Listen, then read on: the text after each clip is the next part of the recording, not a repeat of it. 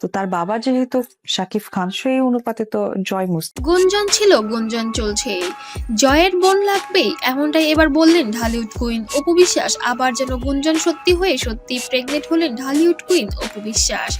ইতিমধ্যে এবার শোনা গিয়েছে অপু বিশ্বাসকে এবার ঘরে তুলে নিয়েছে ঢালিউড কুইন অপু বিশ্বাসকে তার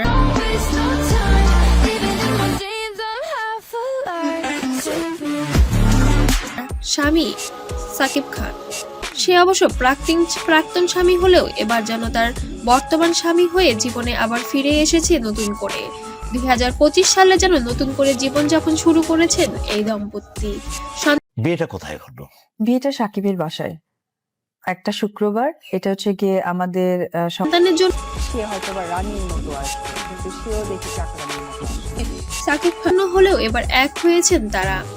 তবে বুবলির জন্য তাদের মধ্যে কিছু টানপোড়েন ছিল এবং বেশ কিছু তিত ভাব ছিল। এখন যেন সবকিছু মধুর মতো মিষ্টি হয়ে উঠেছে এবং এরই মধ্যে যেন আরো একটি গুঞ্জন দিয়ে দিলেন ঢালিউড কুইন। উপস্থাপিকা তাকে প্রশ্ন করেছিলেন, বাবু পেটে আসার পরে এই প্রথম খবরটিতে আপনি কাকে দিয়েছিলেন? তখন এক বাক্যে উত্তর দিয়ে বলেন, আমার শাশুড়ি মাকে আমি এটা আগেই জানিয়েছিলাম। মা হতে যাচ্ছে।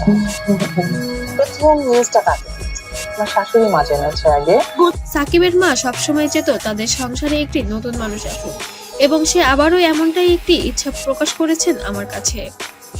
সে বলেছেন, আমাদের তো ঘরে 2টি ছেলে সন্তান আছে, আমি চাই এবার তুমি একটি মেয়ে সন্তান উপহার দাও আমাদের পরিবারকে।